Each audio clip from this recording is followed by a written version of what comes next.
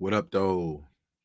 I'm back, Dwayne Barnes, MPA, with another AAS 477, Black Power, 1968 to 1980. We had week 5, a little over halfway there. We'll be doing our midterm next week, but we're here having a blast doing this class. This week, AAS 477 Black Power Week 5, Power in Politics. We're going to be looking at the rise of Black political power, specifically through the lens of Black mayors in the early 70s, and the transformation of American electoral politics. I don't know why I say civil rights right there. I must have messed that up. Civil rights and electoral transformation. Um, but I want to give a quick introduction like I do every week. My name is Dwayne Barnes. I lead this course. This is the third one in the series that I've done. The first one was the economics of Jim Crow, where we went from the end of slavery, 1865, up until 1954. We stopped at Brown v. Board of Education, and that class was an economics kind of focus, looking at the three political, economic, and philosophical foundations of Marcus Garvey, W.E.B. Du Bois, and Booker T. Washington. The second class was 10 classes, or 10 of these courses was AAS 477, Power and Protest, where we looked at the civil rights movement, specifically around the civil rights gains, 1955, starting at Emmett Till and the Montgomery bus boycott up until the death of Dr. King and the Poor People's Campaign in 1968. This class, AAS 477, Black Power, we went back to go to it's supposed to be 1968 to 1980, but we went back to 1966, where we talked about a lot of issues from the transition from civil rights to Black Power. We spent the first couple of weeks just centering there. But this class is specifically around, the fight for Black liberation. So we're looking at it through revolutionary lens, through the Black Panther Party and their plight. We are looking at it through the Black arts movement and how we used art as resistance and how that served as a sister movement to the Black Power movement. Today, we're going into political power. So through the traditional political arena, we're going to be talking about how we did the same thing through business, through entertainment, and we'll tie in education and just looking at how some of the sacrifices that were made in the 60s through the civil rights movement brought themselves to a head by the end of this era, 1980. One of the more important things about this class is we do a Black Power defined every week. That's a big part, because I'm not here to tell you what Black Power is. I'm here to define it through the lens of those who personified it, and we go through our list to do so. And this week was a bit difficult for me, because I think Black Power was defined through a lot of different avenues this week, as opposed to some of the other weeks. We'll get to it too. But I also want to shout out right behind me the 1972 Black National Convention, which will be a center part of our conversation today. But I always give love to the backgrounds, just so you know what it is. So either you found me through Facebook or Instagram, or you're on my email list.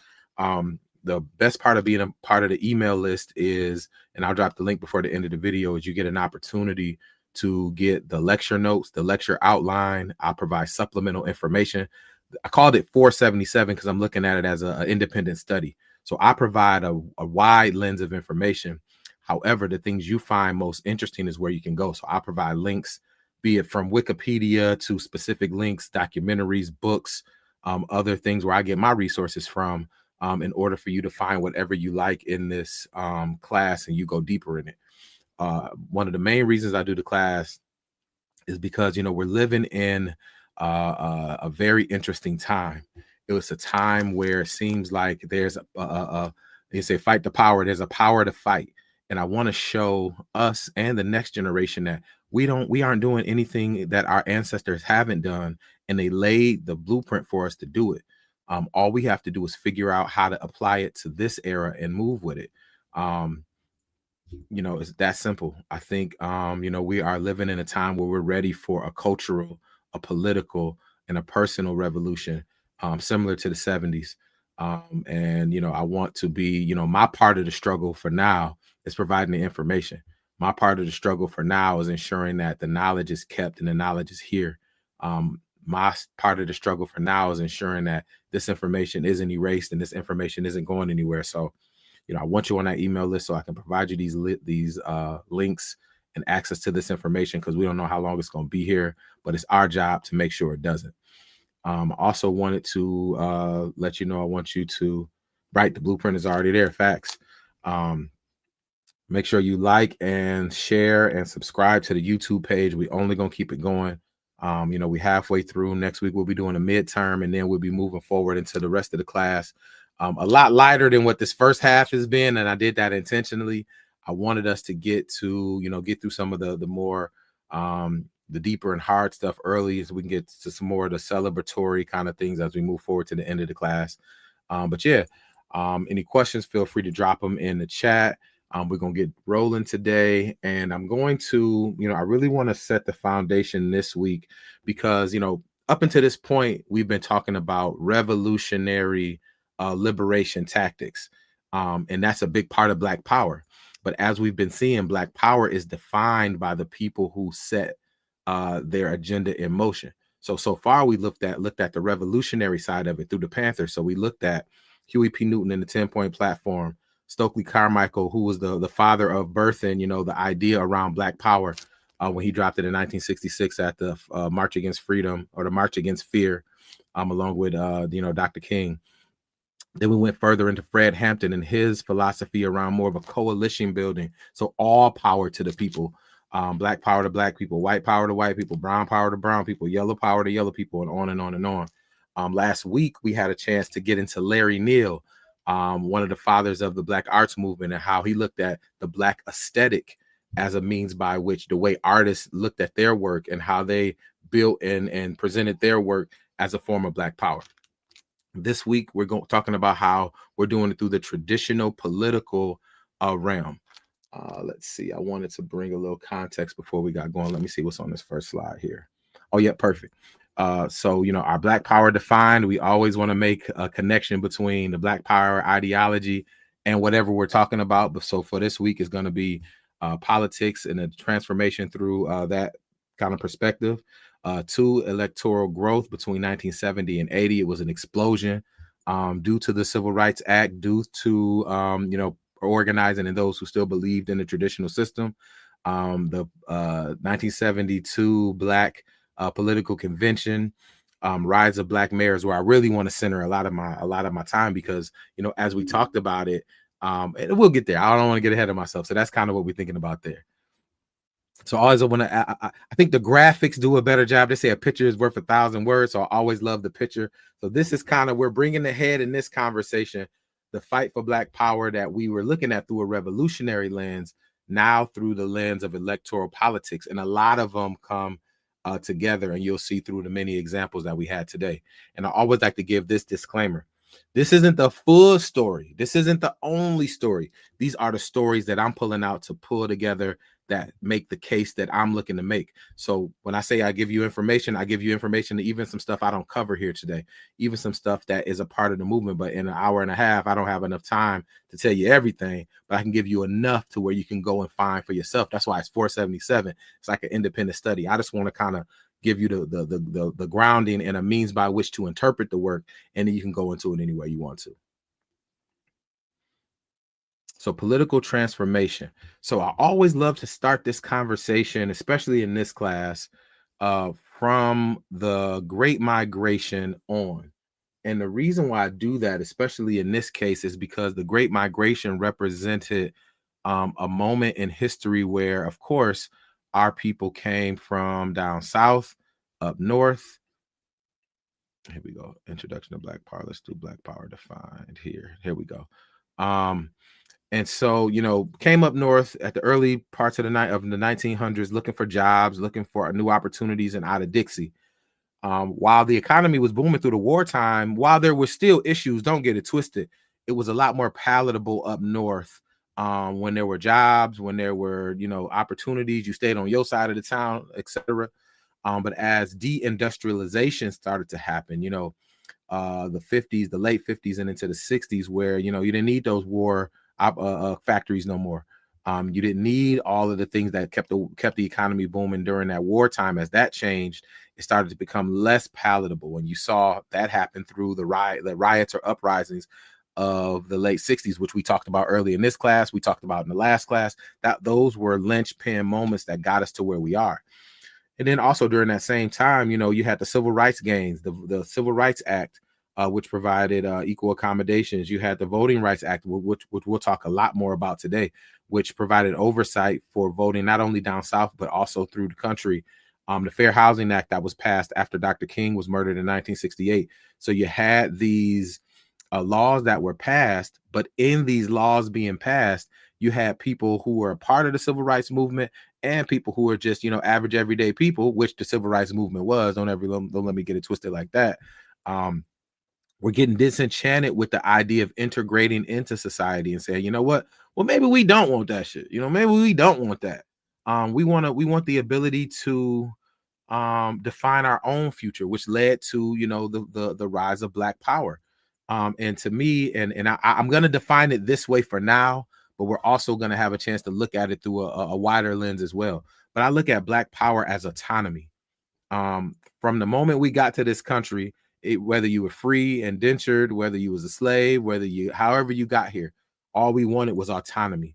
The autonomy to or self-determination, we can call it that as well, over your economics, political self-determination and autonomy, spatial autonomy, where you at, where you live, cultural autonomy to look and be who I want to be in the society, artistic freedom and autonomy, personal and familial autonomy. We wanted to have the ability to do what the Constitution said it was supposed to give you: life, liberty, and the pursuit of happiness, however you see fit.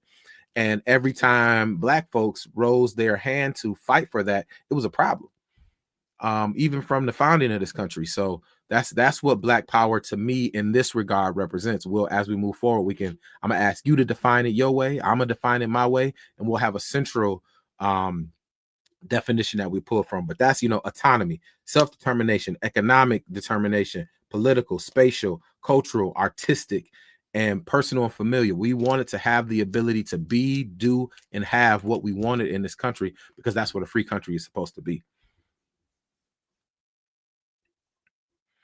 Let's see, political transformation from the streets to the ballot. So as we started to get to this point where there are laws on the books, there are people who want to take advantage of it. And I understand. So if you think about it, if you went through the civil rights movement and you're saying, well, look, people died, they bled, they got their heads knocked off, dogs, hoses, all this stuff to get these rights. Let's not leave the party. Let's not throw the baby out with the bathwater. Let's see some of these gains that we earned. You had another group of people who said, man, fuck that. We about to fight the power. We don't want to be in the system. We want our own. We need our own space, and we want to do our own thing. And then you also had the people in the middle, same way we have today, who just said, well, whatever's clever. I'm going with whatever. I want whatever. I want to survive. So I don't want to shake the waters. I don't want to do this. I don't want to do that. I might not want to vote. I might not want to be a revolutionary. I just want to go along to get along, like we have today. So, one thing I like to also set as a foundation is, and we'll talk about this more as we talk about the Black Political Convention, we aren't a monolith, bro. Like, you can't say, well, Black people all want this or Black people all want that. Some of us liberal, some of us conservative, some of us are nationalists, some of us are ADOS, some of us are Pan-Africanists, some of us believe in the micro family or the American traditional family. Some of us believe in extended family. Some of us believe in all of these different things. And within our community, I think all those things are okay. We don't have to be a monolith. We don't have to think the same things. We don't have to do the same things. But one thing, especially during this time, what they were trying to figure out is, how do we establish an agenda that checks off those boxes so we all can go off in our own many directions in our own tribes and figure out a way to move forward in this thing. So you ain't got to agree with me. You ain't got to do what I want to do, but do what you do and organize and build around that. And I think that's the most important thing moving forward. Let's see here. So I want to move forward a bit into the Black National Convention, because I think that's where I want to start this conversation. I've been trying to figure out if that's where I want to start it or not. I am going to start there, and then I'll be able to paint the rest of the picture as we move forward. All right, so I'm gonna jump here, and I know on my deck I'm gonna have to move up a little bit, but I'll go back. Well, actually, no. Before I get there, so one thing, I guess I'll go this way. I've been fighting all morning. I've been going back and forth if I want to do it this way. I guess I'll just do it this way. So in the 70s, from a macro sense, we saw a rise in political activity and elected officials more than any other time that we've seen. Now, keep in mind, we're talking about from 1865 when we first got, our rights. Well, not even that far. 75 when the 15th Amendment was passed. So only from that moment, and we're talking about 1970s now. So we're only talking about a 100-year period, and then half of that was Jim Crow. So we're talking about a really small window from when Black people were able to get into office and get elected at the local, state, and federal level. So between the time of the 70s and 80s, we saw a 3x rise in Black political officials due to, in part, the Voting Rights Act and having that federal oversight, but then also having that organizing happen and the ability to, especially in that time in segregated society, to have your Black neighborhoods and having somebody from there, represent your interests, be it at the local, state, or federal level. So the Voting Rights Act over time did do a job of helping move Black political power forward. It wasn't the only thing. It wasn't just because the law in the books, now people elected. Nah. It was people had an opportunity to organize like they've been doing. People were able to navigate the system, and people still believed in it to be able to do it. And then people actually turned out and they handled that, and they went to the voter box and they casted a ballot and they got people elected, which led to a lot of interesting things along the way. I don't want to make it seem like Voting Rights Act, people voted and everybody was happy. We got what we wanted, and everybody, nah, that ain't what it was.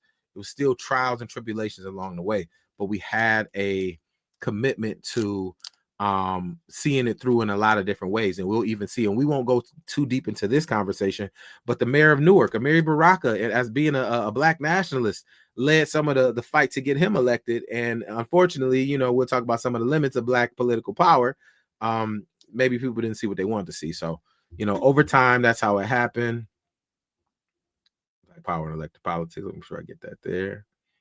We leave the Black power defined there. Okay, perfect. The Voting Rights Act, again, it really helped minority protections around, the ability to vote down south and up north.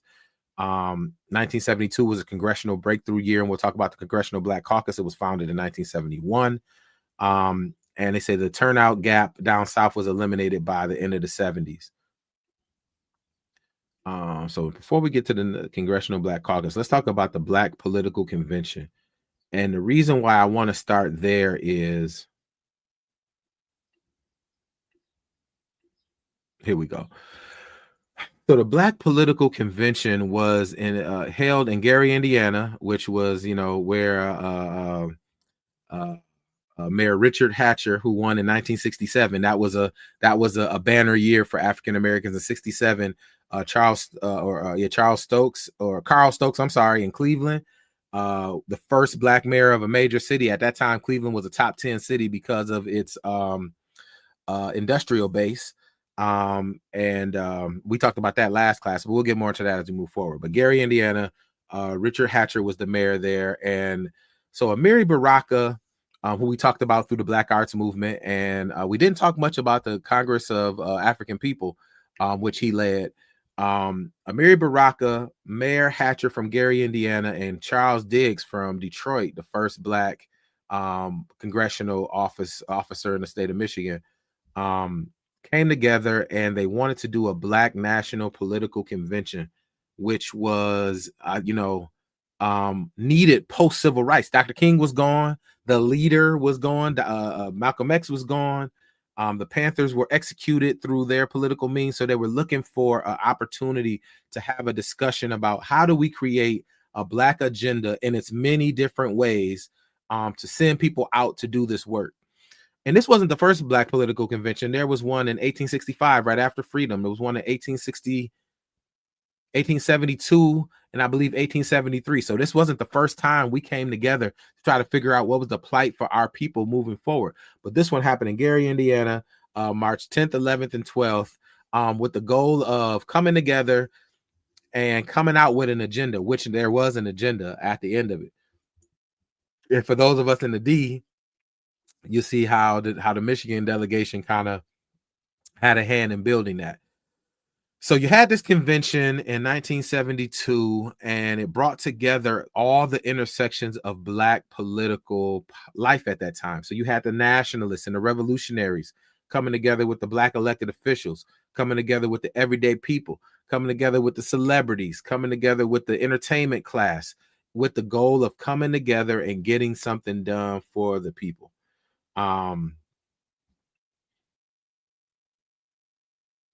However, in this plight, there was one Black organization that didn't want to be a part of it. And I bet you can already tell me who it was. If you have any ideas of what Black organization, Big Six civil rights organization that didn't want to be a part of the Black National Political Convention, if you have any ideas, drop it in the chat. I'm going to give us a couple moments to do that. It was one organization that did not want to be a part of it, saw it as separatist, saw it as a opposite of what you need to be doing during that time. I'm gonna give you about 5 seconds to do it. 5, 4, 3, 2, 1. The NAACP.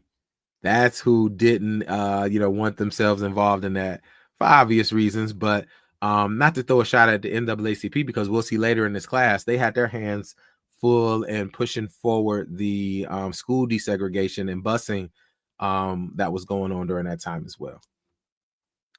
So the call of there were two calls of the Black National Political Convention. One, Nation Time, inspired by a poem by Leroy Jones, who later became Amiri Baraka. But Nation Time just basically means it's time for us to look within and figure out how we want to move our nation forward in the many different composites we are. And then the other one was Unity Without Uniformity, a way to say, well, we may not believe the same things. We may not want to do the same things. We may not see the same ends or means to an end, but we do all see the end in mind. And so those were the two main calls. And so I'm not going to make a long story short. So you bring all of these people together, nationalists, socialists, integrationists, people who believe in the system, average, everyday people.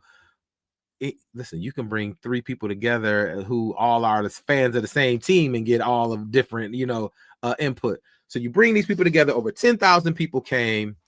Half of them were delegates from each state. So each state had representation. I believe 45 of the 50 states had representation. And so it kind of worked a couple of different ways. It was time in conference and it was time in caucus. So every state would caucus.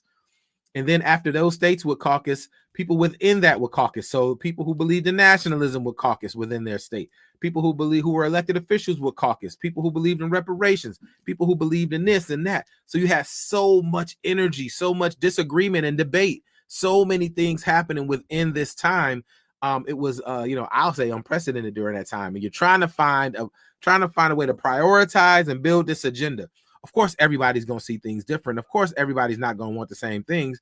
But the part of the process was just connecting the people. So doing that, it was a tough time because, the nationalists or the revolutionaries, if you weren't on their type of time, they might have called you an Uncle Tom. If you were an elected official or Uncle Tom or somebody who believed in the system, you might have called them a radical, somebody who ain't trying to be on it. So just the intracultural issues that they were having to navigate during that time, I respect and I honor, because you got to find a way to navigate.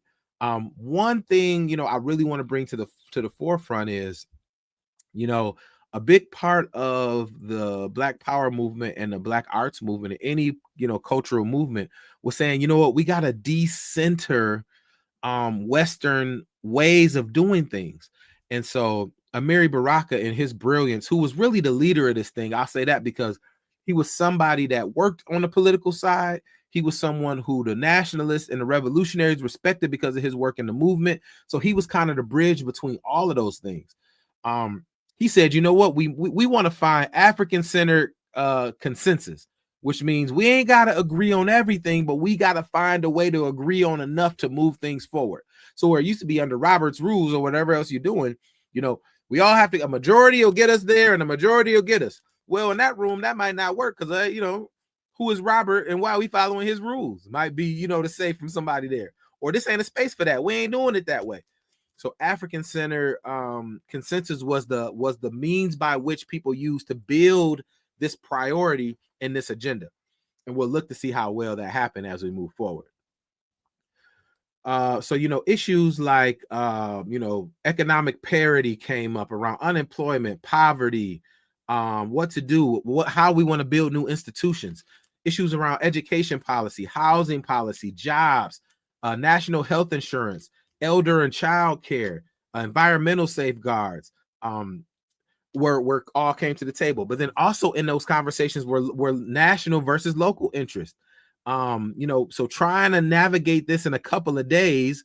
And at the time, you got the who's who there: Jesse Jackson, you got Dick Gregory, you got the widows of Dr. King and Malcolm X, Betty Shabazz and Coretta Scott King there. You got the who's who of blackness there. Even from an entertainment perspective, you had Dick Gregory doing some of the comedy. You had Isaac Hayes. You had the brother who played Shaft. You had just a whole lineage and a mix of people coming to this saying how we want to get this done. And so, so the 10th and the 11th, they were supposed to caucus and debate. And by the 12th, they were looking to build an agenda and have that agenda ready to print and ready to go. Well, to make a long story short, Michigan, of course, we represent Michigan all day. We became a thorn in the side of the organizing of this thing. So, you had Amiri Baraka up there caucusing over or leading the caucuses saying, Michigan, how we want to do this? Nevada, how we want to handle this? New York, how we want to handle this? Texas, y'all agree with this or y'all agree with that? And so having to put, I have a newfound love and respect for Amiri Baraka because he had to kind of use his ability, his influence, and his ability to be a voice for the Black folks, for all of us, to navigate this space, and he did it brilliantly. But to make a long story short, Michigan had a problem with. Now, let's take a step back. Those who came to Detroit. Those who came to the surrounding areas in the state of Michigan, their interests and needs were a bit different. You came to Michigan, you were able to get in a union. You were able to find work for the most part. And these are, the delegates from this place. And labor was a big part of this. Being integrated into society was a big part of this because in my labor union, I'm a part of it. In my, hold on. Had to sneeze real quick. So Michigan had a different point, led by Coleman Young, State Senator Coleman Young. Don't get it twisted. We're going to get to him in a minute, saying, you know what? We don't necessarily agree with all the separatists. We don't always agree with all this stuff. And we think that you guys are missing the boat on this. And the way the caucusing worked is if you had a state or region who wasn't with it, if they walked out, that's a problem because under African-centered consensus, you had to have everybody at least agree to something. So to make a long story short, Michigan had a problem. Coleman Young got up and let them know how he felt about it.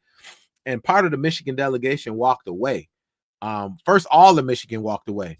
But some of the soul brothers and sisters and others said, no, we ain't going to leave this thing going. We're going to come back to it. But a lot of Michigan walked away. And, it's kind of throwing a wrench into this unified plan that was being looked to build. This talking about auto workers, steel workers, municipal workers, huge personalities that went on to do amazing things. And so the convention was at a crossroads in the 11th hour. Like, damn, man, we trying to get this thing built and we got entities trying to leave it. And so in normal style of us, we said, okay, we ain't gonna let one faction of people ruin it. We're gonna come together with all that's here and we're gonna still get this agenda going. And so to make a long story short, agenda was written, and we'll look at that before we move forward. An agenda was written for African-American folks of what we wanted in our many different disciplines, and it wasn't too far off from the 10-point platform, if you want to be honest about it. And they were able to navigate. So after that, 10 years after, or from the 10 years from when that meeting happened to So we're talking from about 72 to 82. There was a jump from 2,246 elected officials to over 5,000. And on Malcolm X's birthday, 1973, they released the Black National Agenda. And for the most part, it was a 67-page document that had political demands. It called for investigations into redistricting and gerrymandering that suppressed Black political power. It asked for more proportionate Black representation in Congress and an immediate independent Black political assembly. One thing I didn't talk about, if you remember the 1968, and we're coming right off of that in our timeline where we are, the 1968 political convention, a Democratic convention, was a hotbed for a couple things. One, remember we talked about the Mississippi Freedom Democratic Party that were looking to get representation as the delegates because SNCC Corps organized this group down south who registered 10,000 people to vote down there, and they went and was kind of shunned by the Democratic Party. Nixon was the party of the Republicans, law and order. So at that time, Black folks didn't feel they had a place to stand at all. And then also during that time, you had we talked about last week or the week before, the Chicago 7, including Bobby Seale, who were anti-war activists, anti-establishment activists, and Black Panthers and revolutionaries, who was a part of that. So it was a protest. It was a riot there. Chaos ensued. So the Black folks felt like they didn't have a place. So they said, before we get into this bed again, we're going to see if we can start our own third party of just us driving this. And so that was the kind of tenor of where it was coming from in that regard. So back to kind of what was being demanded. Also, economic policies, agendas that demanded reparations for slavery and a guaranteed minimum income and support for Black-owned businesses. And we'll talk about that in 2 weeks when we talk about the plight of Black businesses, affirmative action, and the Nixon administration. So that's something that's coming as well. Social issues that advocated a control over institutions like the police and schools, rejected the forced busing of integration, and the end of CIA and FBI surveillance over COINTELPRO. And then also environmental and global concerns. The agenda looked to call for environmental justice and express solidarity with the liberation struggles in the third world, in the motherland, in the Caribbean, and all these other places. So in short, the Black Political Convention sought unity, like every other revolutionary struggle, with those in the motherland and those in the Caribbean and those in the diaspora. And it called for a Black independent political party where we can get our thing going. And it also called for demands from the federal government as well. So these entities all came together, and there have been critics of the political convention and what came from it. There's been supporters of that, what happened from that, but we can clearly see it was a boost in political activity, and there was also a list of demands. And I'll drop the link, and I'll probably drop it here when I get a moment to talk about that. So I got a video real quick. Drop any questions or anything you have in the chat. I got a video that kind of speaks to kind of what happened during that time. So I'm gonna drop that video and potentially drop the link to that, to the let me see if I got it here, because it's in my notes. Yeah, here it is.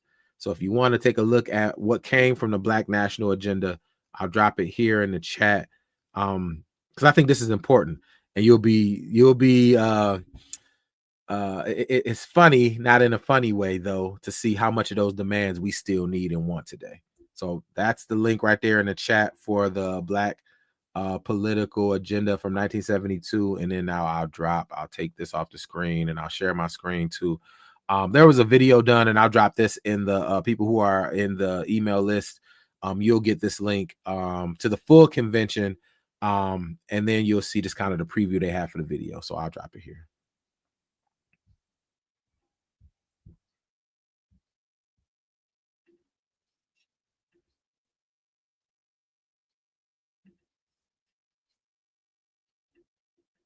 It's nation time, brothers and sisters. Here we go.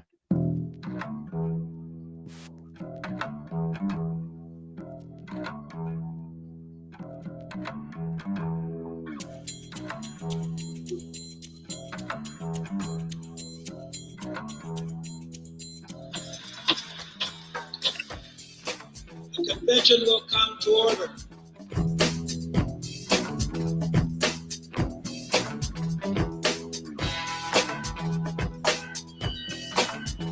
one thing, when this convention is over, the only thing I'll be sorry of that the Democrats and Republicans wasn't here. So when they go back to get ready to run their convention this year, they could run it as well as we run it ours, so it won't end up being like the last one they had. Yeah, dig it, baby. We can bring more radical black folks together in Gary than they can bring radical white folks together, and we don't have to spend no $400 billion for the whole people.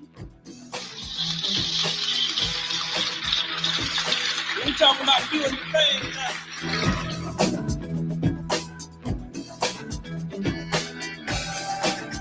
What time is it? When we come together, what time is it? When we respect each other, what time is it?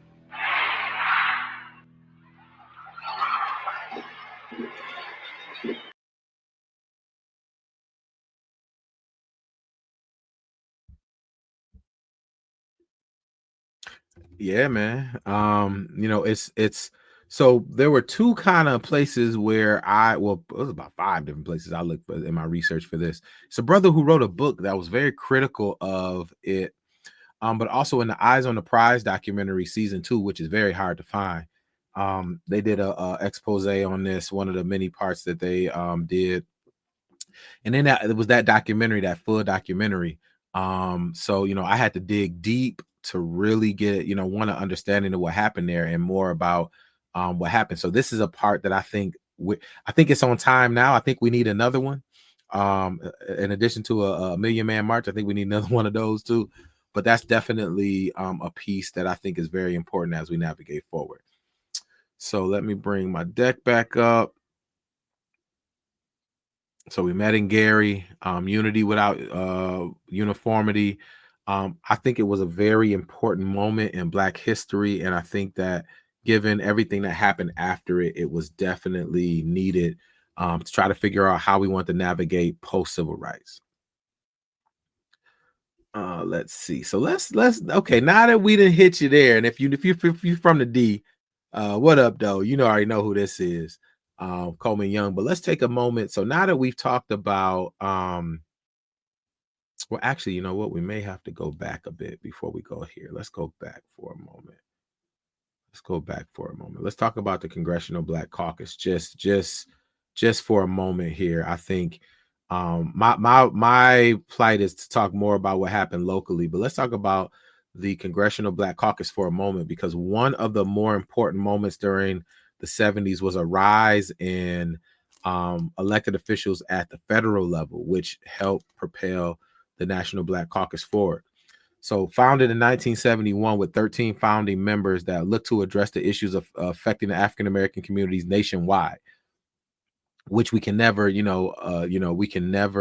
forget that while we are in a local, fight and everything is hyper local, there's a national aspect. One thing I think we forget now is we focus everything on national and what they doing nationally, and we forget what's happening in our district, what's happening in our local, what's happening in our state, and we focus on what they're doing nationally. So that's just my soapbox for a moment. While everything is national, politics is national, we all know politics is local. So while we thinking about, that's why I wanted to put my emphasis on local. If you looked at this whole class, everything has been about what was going on in Detroit, what was going on in Oakland, what was going on in New York, what was going on down south in Houston and Atlanta, what was going on in these places, because these local initiatives pushed things forward nationally. It provided a face for Black congressional issues. They coordinated legislation, a strategy on civil rights issues. So the progress we did see on civil rights happen. And then just real talk, this CBC weekend this weekend, if you connected to anything now, Congressional Black Caucus, their legislative weekend is this weekend. So kind of that's how it goes. It was also pushed by a Southern breakthrough. Barbara Jordan, Andrew Young were 72 entrants into the congressional. What else we got here? So yeah, you saw an expanding influence through the Congressional Black Caucus. One thing I think that was very notable that they did is they went head to head with Richard Nixon, who said, basically, we need a pause on all this black shit. They got all these civil rights laws. We put all this money into LBJ's Great Society programs. They still rioted. They still went against the law. So we gonna make sure COINTELPRO and FBI got what they need. We gonna make sure laws is passed to keep these niggas in place, and we gonna quit talking about all this black stuff. Civil rights is dead. Is basically what he was on. And Congressional Black Caucus said, hell no. You know what I'm saying? We fighting the power. So, you know, they had a boycott against his State of the Union in 1971, looking to force his hand to have to meet with them. To make a long story short, he broke and he did meet with them. A lot of people have a lot to say about the Congressional Black Caucus. I think that, you know, they're still an important part today. Maybe not with as much bite as they used to have, but if you're in DC and you know what the kind of work that they do, you can still see you know, their importance. It was a certain batch of legislation that just passed that maybe a few of them, you know, made a move on and maybe they shouldn't, but that's another topic for another day. So this is the founding of, you know, the Congressional Black Caucus, and they actually had a chance to meet with Nixon during that time while he was there. Tricky Dick wasn't there long, doing all the shit he was doing. But in 71, they met, 72, I think 71, 72, they met and gave us 61 recommendations to combat racism. But he didn't care at that time. He said, you know, and got called on the ground and said, we need to chill on all that, and, you know, all that race stuff, and let's focus on law and order and getting America going, you know, the way we wanted to do. A lot of his, what they believed in during that time is a lot of what you're seeing out of our national politics now, as we, you know, just think about it in that regard. Convention, we talked that. Okay, now let's get to the good part. This is where I wanted to spend a lion's share of our conversation today, is around black executives.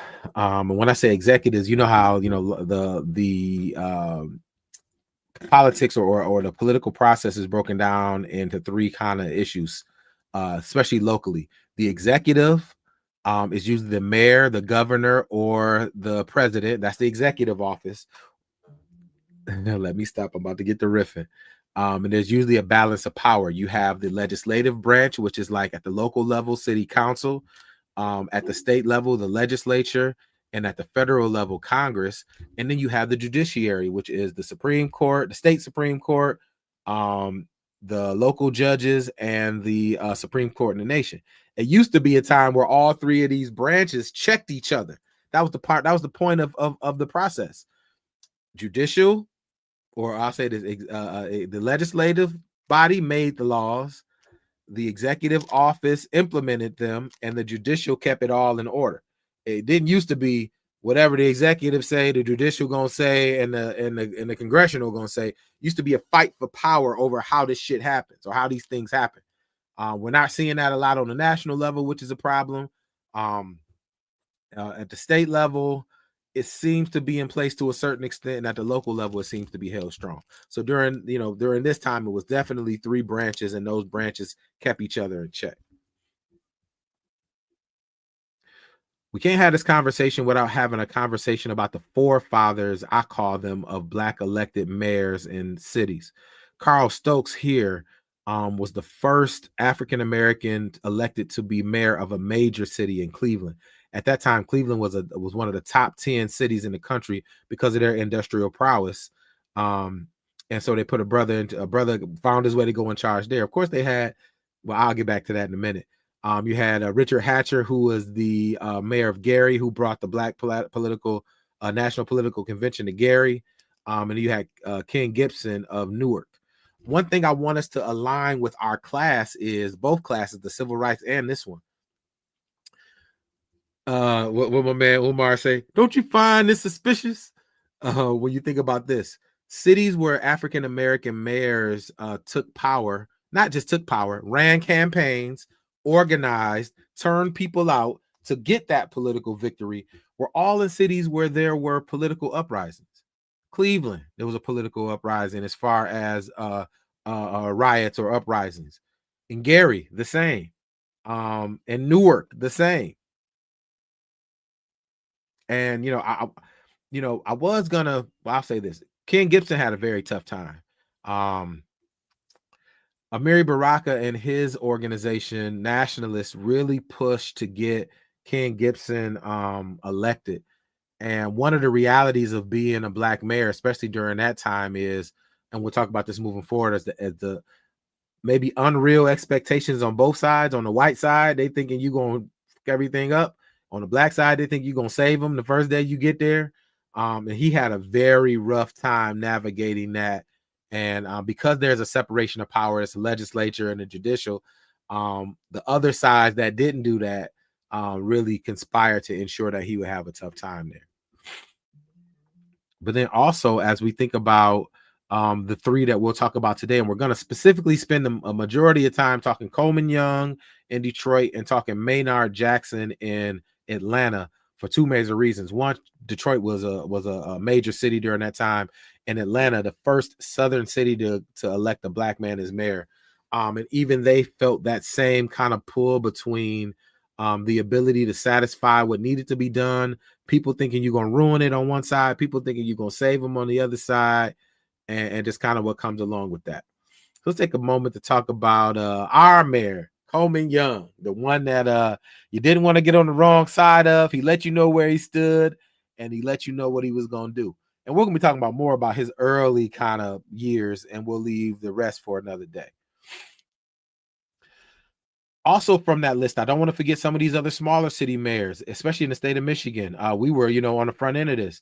Floyd McCree in Flint, 1966. John Burton in Ypsilanti, 1967. Robert C. Henry, Springfield, Ohio, 1966. Shout out to Walter Washington. He was appointed in 1967 in D.C. and then elected in 1975. And then Marion Barry knocked him off there then. And you see Chicago later with Harold Washington. As we begin to make our move. But let's do a quick little primer on my main man, Coleman Young, the honorable one.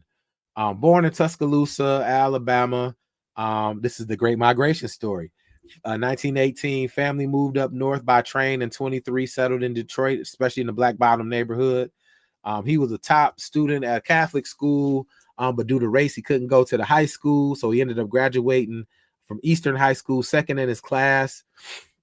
Started working like a lot of people at the Ford plant, and began his organizing and antagonizing folks, and so he found himself, on the outside looking in at some of those labor, physical labor jobs. To make a long story short, the FBI opened up a case against him, and we'll talk more about that as we move forward. But he was the first Black official in the CIO, which was a big thing during that time. And his perspective on Black power was a bit different. He said civil rights and labor rights are essentially tied. So you need a more like a Fred Hampton approach. You need a integrated force moving to fight the power, and we need Blacks and whites to unite to fight. Workers' rights and civil rights connected. So he also served. He was drafted into World War II, where he became a lieutenant in the Tuskegee Airmen. And I read his book, it's called The Right Stuff or Hard Stuff. I'll drop that link in the thing as well, where he, really gives a really good retrospect on his life during that time. He made it to an officer's role. So, always being an agitator, always being a leader. He led 100 others trying to integrate the officers club. And the officers club was basically where the good old boys would be when they made it to that rank. And so others who were able to aspire to that rank, said, nah, we there too. You got to allow us in. Let's see. So, he was discharged honorably and left as a lieutenant. When he left, after the war, he ended up, on the federal government's, during the 50s, the McCarthyism, they were looking for communists everywhere. He ended up on that list. So in 1952, he's the first to testify at the Un-American Activities Committee, which he called the Un-American Committee, about, what was going on around labor rights and communism and all that. And he became a local hero off of that, standing up to the powers, fighting the powers his way. But in doing that, he became blacklisted from both public work and private work. So he had to work some odd jobs to find his way through. He ended up starting his political career, after being involved with the unions in the 60s. At the 61 convention, he co-wrote the civil rights section of the new state constitution. And in 1964, he was elected as state senator and rose to be the Democratic floor leader within 2 years. His colleagues regarded him as both a fiery and astute politician who stood on the art of coalition building. And in 1968, he became the first Black member of the Democratic National Convention. So he was always a leader. He was always somebody doing this thing, even before he made it to be our mayor. During his time, he authored and passed legislation that decentralized Detroit public schools and the struggle against funding discrepancies for rural and urban districts. So he had his hand in it. So he was building this momentum as being somebody who is worthy of and can handle the plight of being being the first Black mayor. Nobody thought it was going to happen, but they didn't know. So, in 1969, Richard Austin, and you got to give him his props, was the first African-American to run for mayor in the city of Detroit, the first Black candidate. He won the primary that year, defeating both white candidates who ran on restore law and order platforms. However, he lost in the general election because, they say they weren't, just he lost it, and he lost it and split the conservative vote. He lost by only 7,312 votes in a city at that time that was still less than 50% Black. But the seed was planted that, this could happen in the future. And Coleman Young's name started to rise to the top of some of these lists to say he might be the one that can get it done. So Coleman throws his hat into the race against former police chief John Nichols. We talked about, earlier or last class, we talked about how the police force was used during the riots and the uprisings, and how stress, basically their SWAT team was used to antagonize the Black community. So he needed help to kind of navigate this. So Reverend Robert Clegg, who was so plugged into the community, it was crazy, put together a organizing strategy and a campaign strategy, a ground strategy that was out of this world. Because at that time, Detroit was about a 50-50 city. So if you could win the Black vote, you could win the run for mayor. You ain't need the other side. And so, make a long story short, he won, and they did excessive outreach.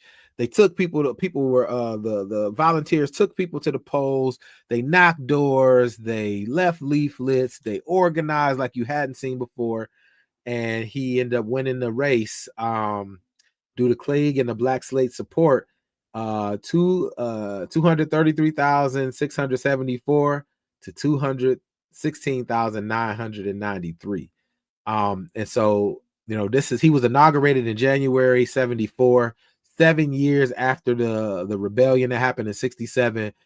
However, of course, typically when they give a brother the job, the ship is sinking. So it was the city was on the verge of sinking into bankruptcy when he gave his famous speech, which kind of brought the contention between him and those white folks and those on the other side of 8 Mile. So before we go further into a story about what he did when he was in office, I want to play this clip, because this is a clip that he's known for. This famous speech he gave when he was inaugurated. So I'm gonna pull that up real quick.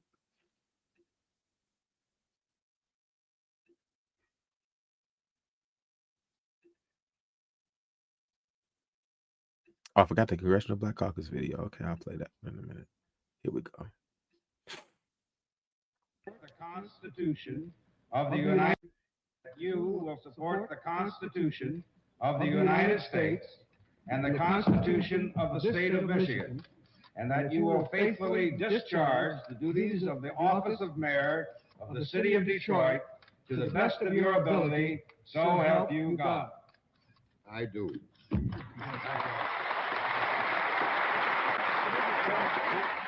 I issue open warnings now to all dope pushers, to all football fighters, to all mothers.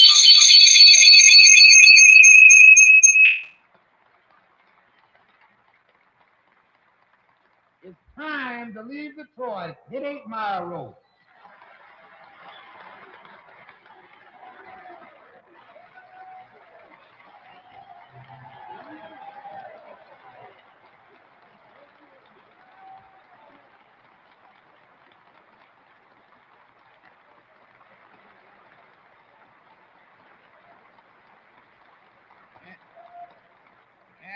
I don't give a damn if they're black or white, if they wear super fly suits or blue uniforms and silver badges. Hit the road.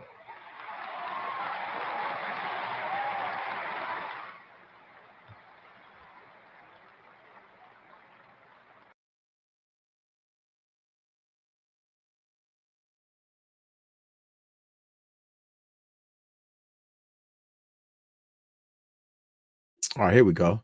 So if you were able to hear that, if you were able to hear that, put a 1 in the chat. I want to make sure that went over. So what he basically said is, so because of where Detroit was at the time, he was a law and order mayor, but he did law and order a different way. He said, one, we get in control of the police department, first of all, before anything else, and then we get in a hold on the criminals. So if you weren't able to, if you were able to hear it, put a 1 in the chat so I can make sure you heard it. Because I was having some issues on my end. If we need to, we can play it again. It's only a minute. So he was a law and order mayor in that he had to clean up the police department, who was being a thorn in the side of black folks in the community. But then he also had to deal with criminality that was happening, because at that time, after the uprisings, Detroit was going downhill. White flight happened, so a lot of those who were in the city went out to Oak Park, Southfield. They went out to Nova. They went out all the way out, and so you were left with a population that was people who were living there and people who were there post the uprising. So it was a very interesting and difficult time. So he wanted to know. So people say, "Oh my God, you're sending them out to Oakland County? How dare you? You're a terrible man. You're a racist. You're this, you're that." He said, "Fuck you, and we're gonna get this thing going." And, over his first term, I think one thing that was very important is he had a 10-point plan. And in that 10-point plan, it was, drug traffic crackdown, police accountability, improve police and community relations, gun control, urban economic development, downtown development, housing and tax reform, which still need to be done today, community business assistance, help for seniors, things that were important to say, okay, I got to bring us from the brink of bankruptcy all the way into just being a place that does no harm before I can get us move forward. So his first term was really just trying to do that.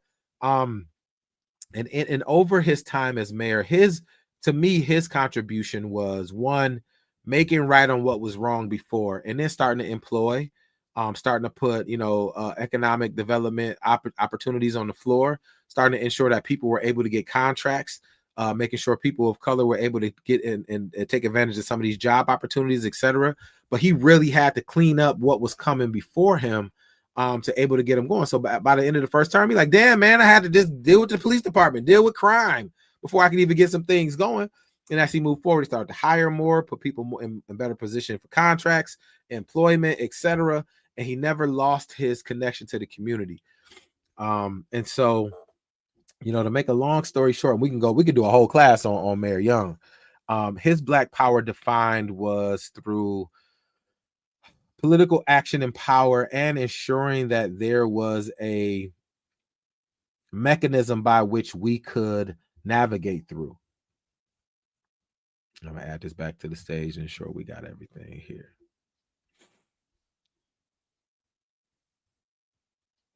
And we didn't even get to all the some of the other things that he did, and we can get to that as we move forward. But just that later on, he was able to bring back the theater district, development like we've never seen before, the things that built the foundation for Detroit to be what we talk about today. I didn't know that was still going there. We need to talk about Black executives, forefathers, Coleman Young.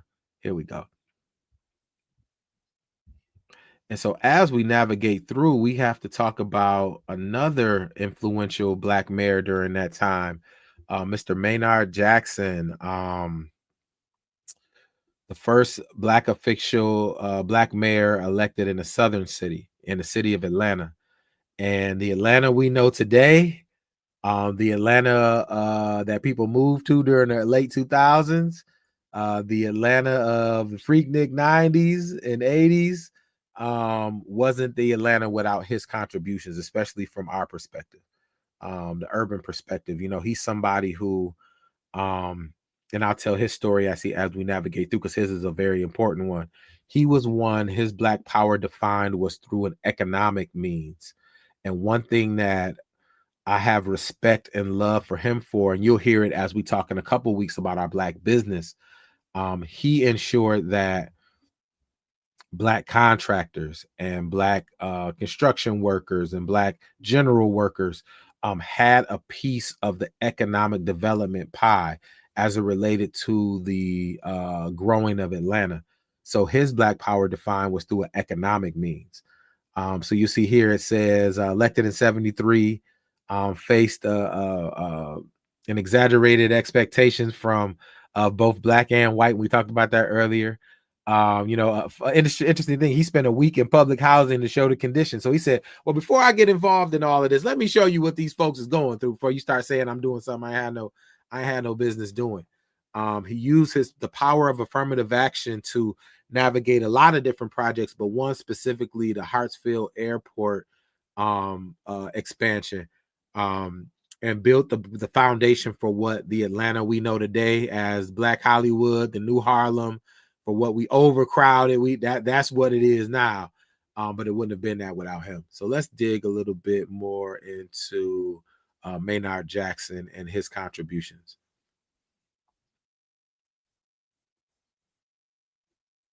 And there's also a great documentary about him called Maynard on YouTube, which is really good. And there's a couple books that I'm going to link that if you're interested in knowing more about the first Black mayor of Atlanta, we could talk about.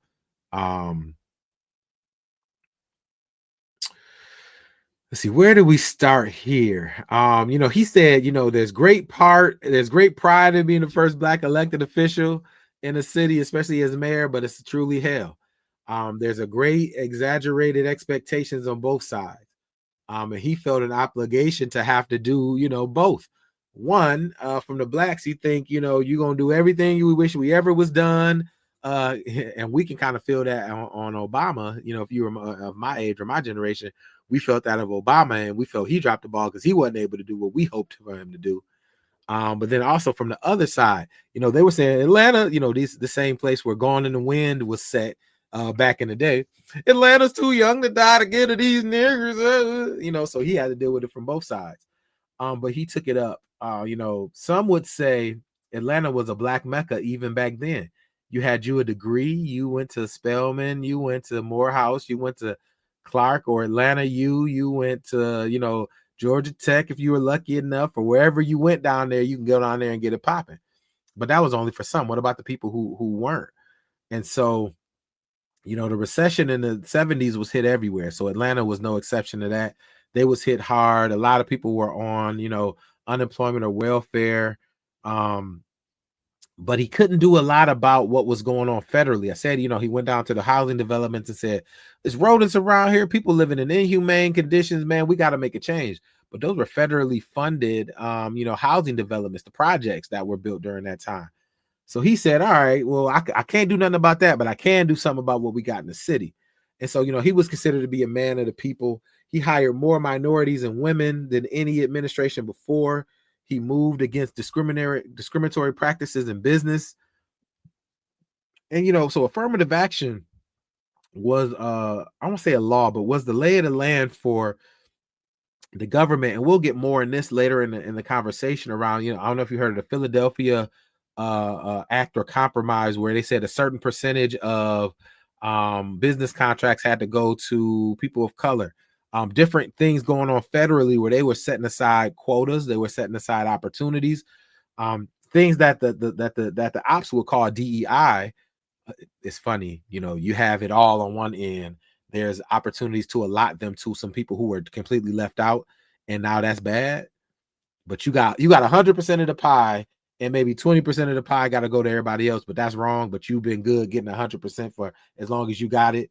That's their logic. It don't make no sense.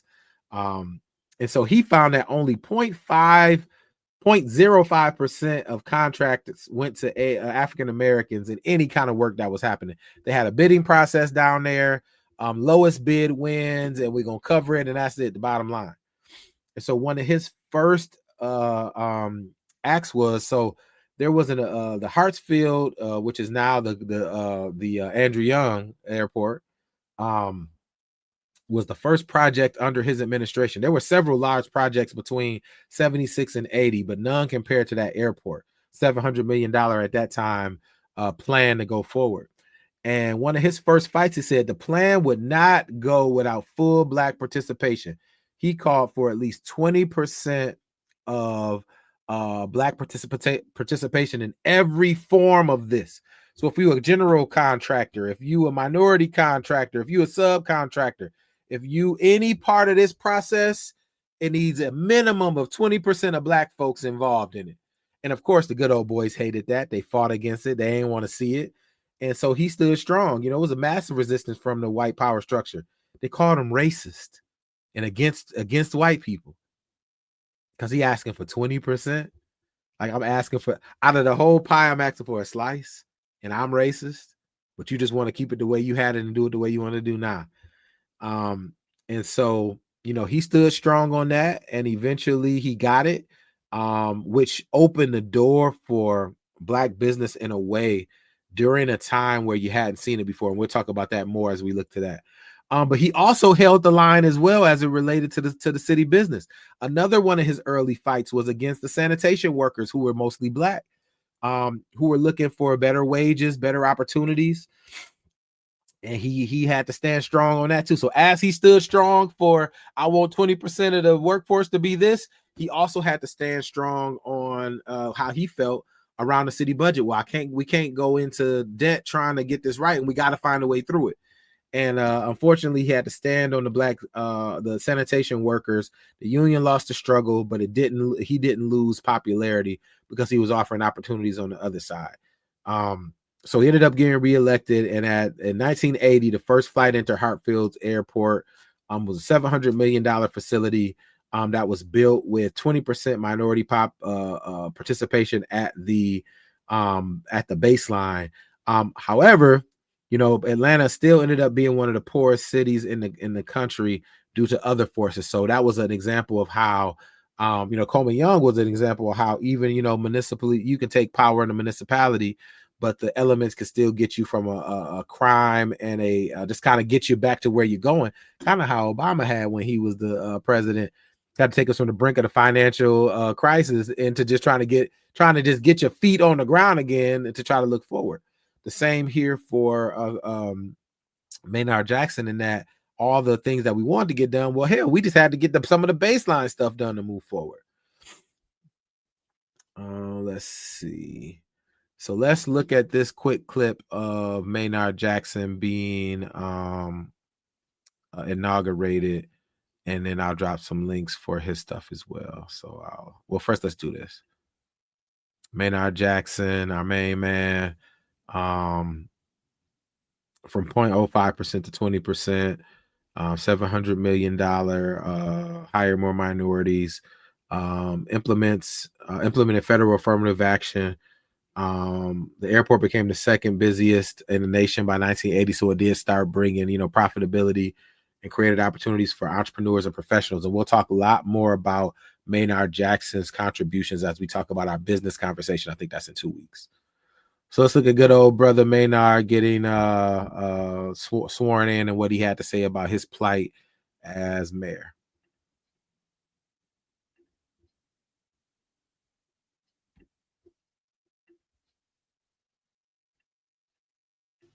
This is Atlanta, Georgia, the gateway to the South, a city that for years has stood for culture and progress. A few months ago, its citizens elected a man they thought could best do the job as mayor of Atlanta. His name is Maynard Jackson, and he's the city's first Black mayor. I will be governed by what is my conviction. by what is my conviction For the public good. for the public good. I further swear I further swear that I will uphold and support that I will uphold and support the Constitution and laws the Constitution and laws of the United States of the United States and of the state of Georgia. and of the state of Georgia. So help me God. So help me God. Congratulations, Mr. Mayor. Thank you. Thank you. Thank you. The pending reorganization of our city government will be designed to open wide the doors of City Hall to all Atlantans and to make our city government more responsive to people needs and people problems. Foremost among our problems, other than the need for increased interracial cooperation and communication, is crime.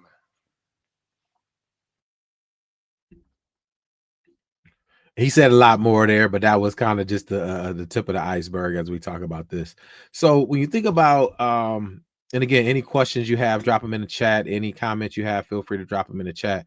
So we see two really interesting, perspectives as far as mayor. Coleman Young and his approach, unapologetic, boisterous, a real one, as we would say. And then you see the same thing out of Maynard Jackson, but it's in a different way. We're gonna get this thing right, and I'm gonna stand on business, and I'm gonna trample my spot while I'm standing there to ensure that we got some movement forward. And all of these cities, of course, Detroit. Remember Detroit? It went up in '67. Atlanta went up in '66. But the one that got us started was Watts in '66 as well, and the city of LA. Now, don't you find this suspicious? As Umar would say, and the meme would say, all these cities went up, and one of the results of that was great organizing, great political activities, but also you got a chance to see Black mayors come into these spaces. Who remember the Watts riots? Watts was 66. That's what kicked the whole thing off, if you want to be honest. And so Tom Bradley was elected mayor of Los Angeles, and his perspective was a little bit different. His Black power defined was a bit more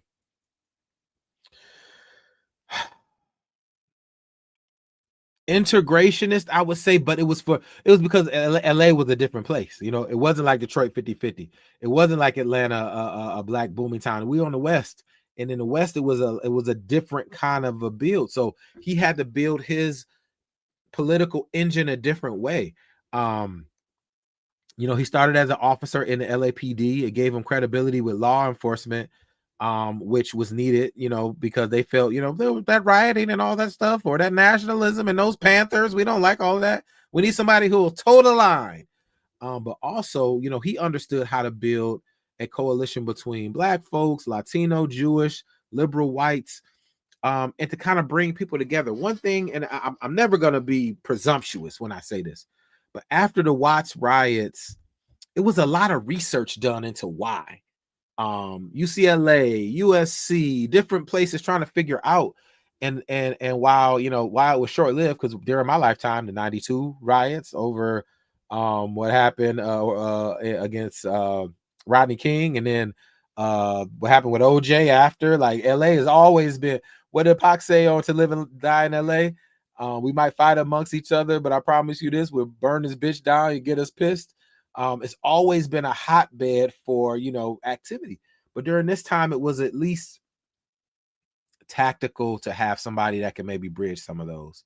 And that's what Bradley did. He served 5 terms from 73 to 93, becoming the longest serving mayor in LA, and led and overseen a lot of the transformation around racial dynamics. But before he got there was Watts, and right when he was done was the Rodney King. So how much really did change? But during that time, he also fostered an opportunity for Black middle class to rise, for there to be more opportunities than there were before, more opportunities to kind of navigate that space. He seemed more as kind of the middle of the road kind of a mayor, one who tried to do a little bit for everybody to see a progress along the board, a little bit less than what Maynard was doing, and a lot more less than what Coleman was doing in Detroit. But I like to make that connection between the cities that saw political uprisings in the late 60s were the same ones to get the Black mayors moving forward. And so, of course, there were challenges and opportunities for Black political power, opportunities for progress, increased representation in government, implementation of affirmative action policies, greater access to municipal contracts for minority businesses, around the political constraints, federal and state government limitations. That was tough. Economic recession impacts, the need to balance the diverse constituency demands while maintaining electoral coalitions. Also structural challenges, limited municipal resources, white flight to suburbs, declining tax bases, resistance from established power structures. This is what these brothers faced as they move forward. And I also got to give a shout out to Compton, who during the same time elected the first black man and the first black woman in consecutive elections as well. Community expectations, high expectations from the black community to be a savior. Well, maybe you still had a council and some judges on the other side of you for immediate change while navigating the complex political realities and the coalition building requirements to navigate through some of these things. So it was, it never was a walk in the park. It was always a struggle, especially for those first. And we got a chance to see that again with Obama at the presidential level, myself included. We wanted to see a lot more than what we saw. We hoped to see a lot more. But and I'm not giving a pass either way. I'm just saying I can relate to that. So the impact and legacy of black political power, as we think about it through the lens of black liberation and this black power class, the rise of black mayors in the 70s fundamentally transformed American urban politics, creating pathways for minority political participation and establishing precedents for inclusive governance that continue to influence contemporary political landscapes. The breakthrough tripled the number, I said 3x, the number of elected officials from 70 to 80, from just over 1,469 to just about 5,000. It established black viable political leadership in major and small cities, created a pipeline for future state and national candidates. Urban policy innovation. We talked about, pioneered affirmative action through municipal contracting, integrated police departments. And that was a big thing Coleman Young was about. Hey, we can't have just the good old boys on the force. We got to have some community policing happening with people from the community that can connect it more. And city workforces, addressed an urban decay through community-focused policies, some of the neighborhood development, community development, which I'm big in now, community and neighborhood development. Coalition politics demonstrated an effective multiracial coalition building for the elected process to say we need everybody in there. When the other side get the ball, like you see now at the national level, all we want is us. If we ain't us, we ain't doing it. These mayors have to navigate something different. Political education and inspired a new generation of black political leaders and activists, while the other revolutionaries were still doing their thing too. And national influence became national.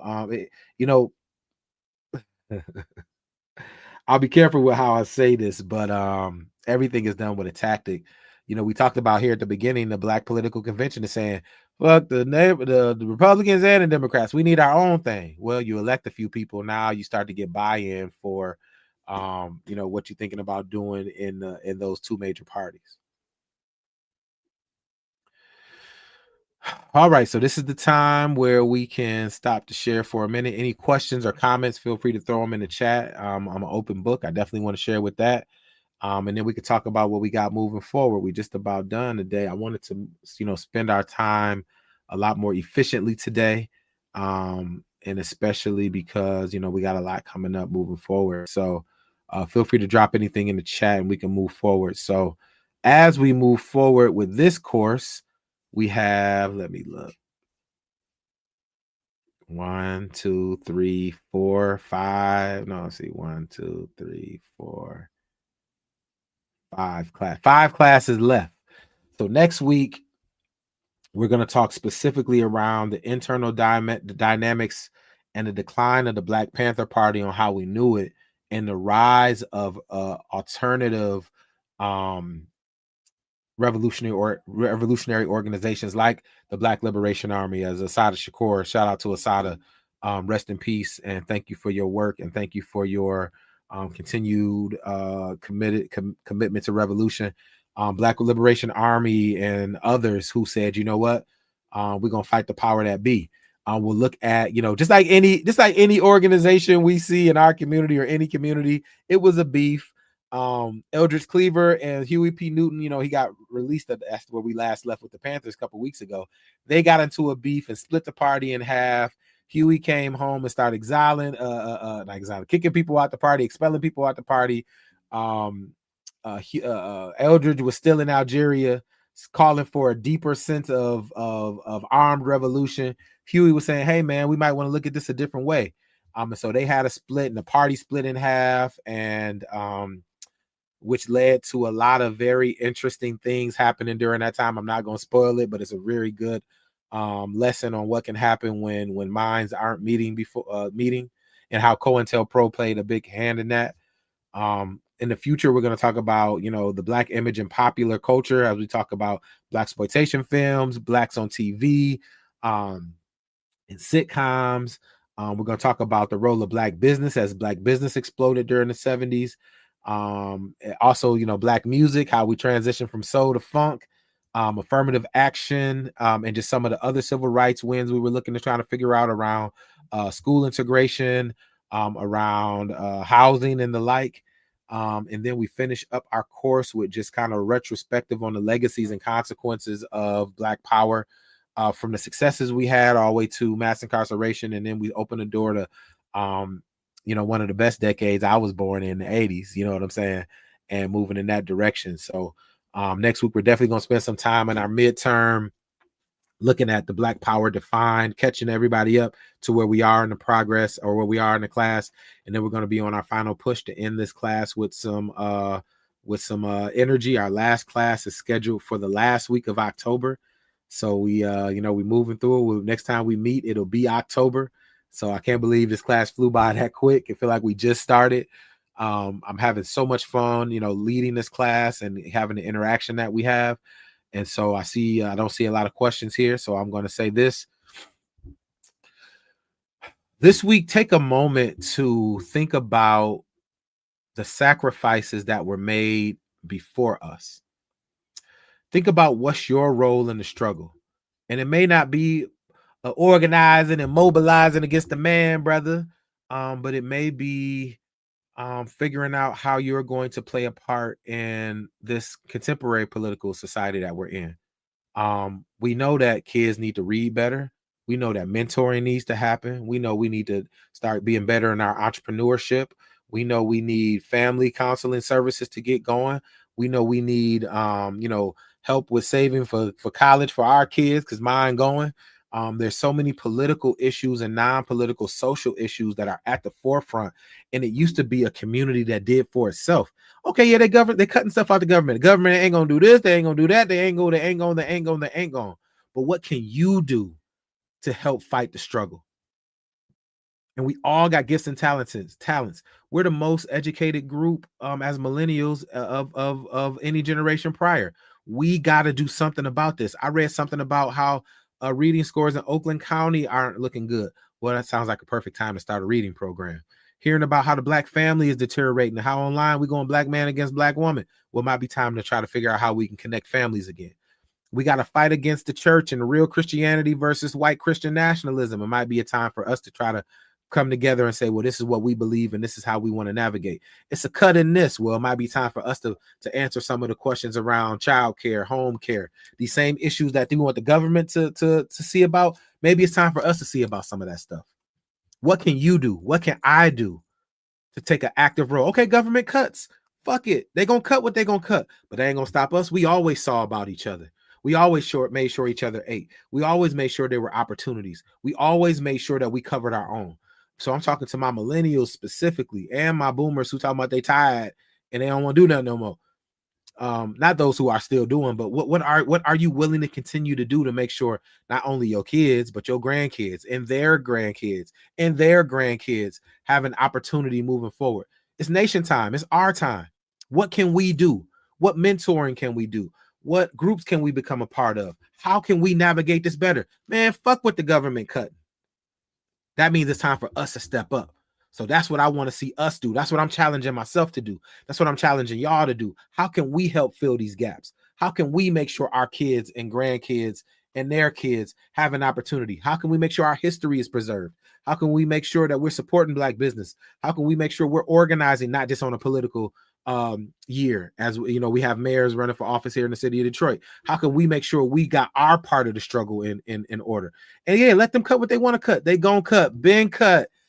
This ain't nothing new. That's why I teach this class. This ain't what they're doing is nothing no different than what we've seen. Jim Crow, the fight for civil rights, the fight for Black power.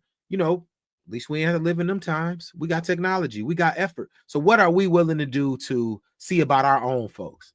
That's the right question, right? How does Exactly. I'm with you right there. And so that's what I want to leave us with. We want to talk about what these folks doing, what they doing, who cutting this, who cutting that. Okay, cool. Well, who willing to open up food pantry? Who willing to watch some of these babies while their parents got to work?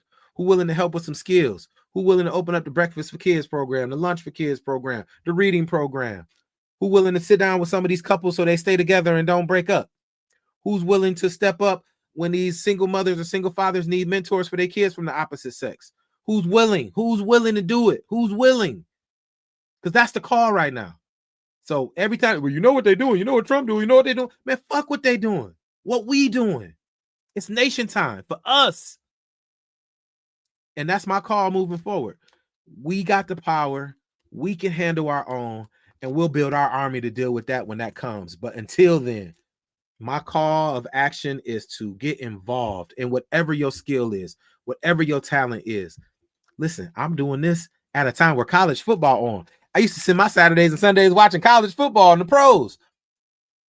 Not spending my time doing that. I'm spending my time trying to nation build. Somebody needs to lead our next convention. Hey, I'm with you. Let's bring them together. But for real talk, let's find a way to navigate through this. We are going to face some tough times. We're going to face tougher times than our generation had to face in a long time. But we're up for it and we're up to it. And we got the skills to navigate through this and we will be successful. And I know we will. So let's get it popping, man. Let's get it going. And we'll find our way to teach our youth and teach our people to navigate these tough times together.